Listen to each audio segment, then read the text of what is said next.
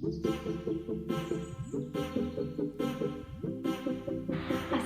warahmatullahi wabarakatuh. Perkenalkan, nama saya Ega Oktavianti. Saya mahasiswi dari IAIN Patawan Bulog Papua, program studi manajemen pendidikan Islam semester 5. Tugas saya membuat video ini untuk memenuhi tugas mata kuliah manajemen kewirausahaan yang diampu oleh Ibu Hardianti MPD. Materi yang saya bawakan berjudul tentang potensi kewirausahaan. Potensi kewirausahaan itu sendiri mencakup ada penentuan potensi kewirausahaan, kemudian ada analisis, metode analisis diri sendiri, dan ada need for assessment dalam manajemen kewirausasahaan. Masing-masing akan saya jelaskan. Yang pertama itu ada penentuan potensi kewirausahaan. Peluang usaha baru akan mendatangkan berbagai jenis risiko. Oleh karena itu, untuk memulai bisnis baru, kita harus dapat menilai tingkat kemampuan dan mempunyai rasa percaya diri terhadap kemampuan untuk berhasil, atau justru kita lebih berhasil itu jika kita bekerja untuk orang lain, seperti itu. Berikut adalah cara untuk memulai dan mengelola bisnis baru agar berhasil. Yang pertama, kita harus mempunyai kemampuan inovatif. Inovasi memerlukan pencarian kesempatan baru.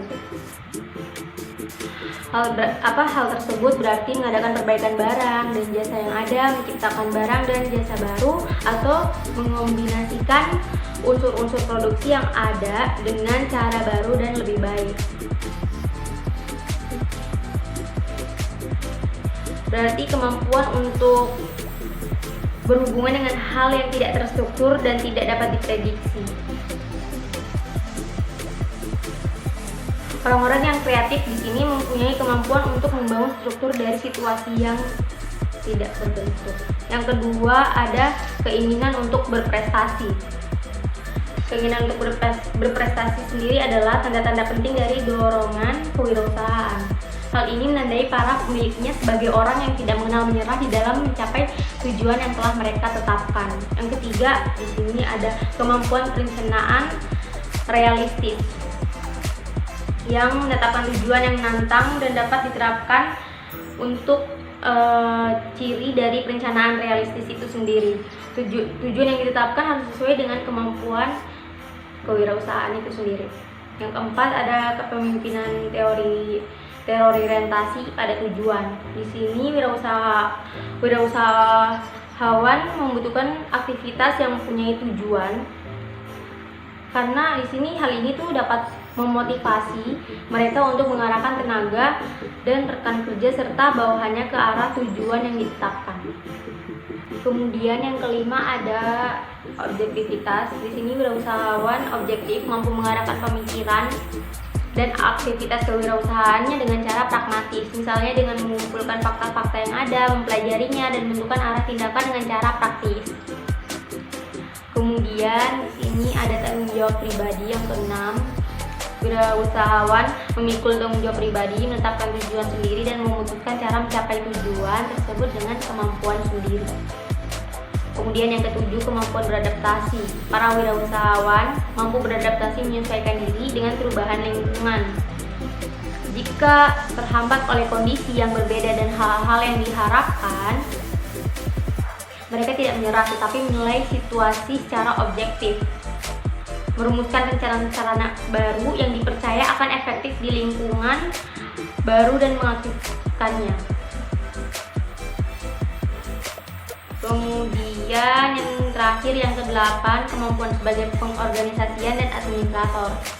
Di sini wirausahawan mempunyai kemampuan mengorganisasi, mengidentifikasi dan mengelompokkan orang-orang berbakat untuk mencapai tujuan yang ingin dicapai. Mereka menghargai kompetensi dan memilih para spesialis untuk mengerjakan tugas-tugas secara efisien. Di sini juga mereka tuh cenderung tidak bekerja baik dalam hal-hal rutin dan akan melakukan pekerjaan dengan baik jika menyerahkan rutinitas kepada orang lain. Mungkin seperti itu. Terus kita masuk ke metode analisis diri sendiri. Di sini orang-orang yang ingin memulai usaha baru hendaknya memperhitungkan kebutuhan, terus dorongan, terus aspirasi sebelum mengambil langkah-langkah yang penting. Kebutuhan adalah hal-hal yang akan membantu individu memutuskan kepribadian mereka sesuai atau tidak dengan peranan kewirausahawan.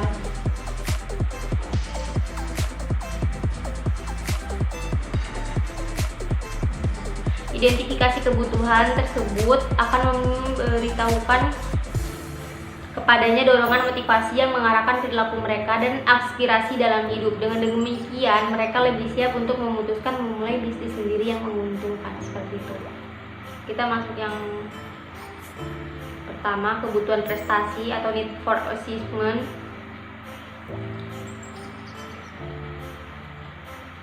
Di sini need for achievement adalah merupakan daya gerak yang akan memotivasi semangat bekerja seseorang. Hal itu akan mendorong seseorang untuk mengembangkan kreativitas dan mengarahkan semua kemampuan serta energi yang dimilikinya untuk mencapai prestasi kerja yang maksimal. Terus yang kedua, ada kebutuhan afiliasi atau disebut juga dengan need for affiliation, yang merupakan daya penggerak yang akan memotivasi semangat kerja seseorang.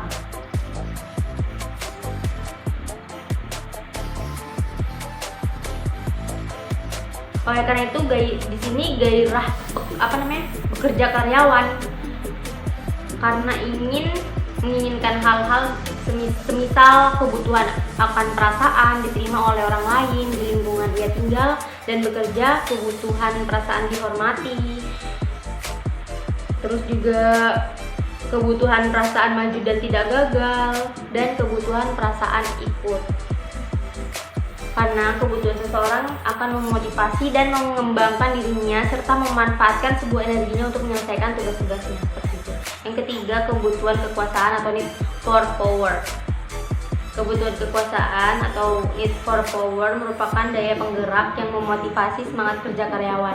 Kebutuhan ini akan merangsang dan memotivasi gairah kerja karyawan serta mengarahkan semua kemampuannya demi mencapai kekuasaan atau kedudukan yang terbaik. Salah satu cara untuk menilai kebutuhan adalah analisis prestasi pribadi dengan menelaah pengalaman-pengalaman yang tidak dapat dilupakan dalam karir seseorang. Kemudian kita masuk ke poin C, need for achievement dalam manajemen kewirausahaan. Di sini meliputi identifikasi kesempatan dan analisis risiko. Yang pertama, identifikasi kesempatan. Kewirausahawan berputar di sekitar inovasi. Inovasi termasuk cara terbaru dan lebih baik dalam mengerjakan sesuatu dan hal terbaru dan lebih baik dalam mengerjakannya.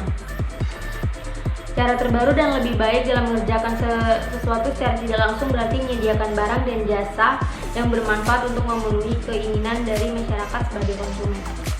Dan yang terakhir ada analisis risiko. Di sini pribadi kewirausahaan memiliki risiko yang dapat diperhitungkan bersifat menengah dan dapat dikendalikan. Risiko yang dapat diperhitungkan dalam bisnis adalah keputusan mengenai pengeluaran uang dalam jangka pendek dan jangka panjang. Mungkin itu saja materi dari saya. Kurang dan lebihnya saya mohon maaf. Wabillahi taufiq wal hidayah. Wassalamualaikum warahmatullahi wabarakatuh.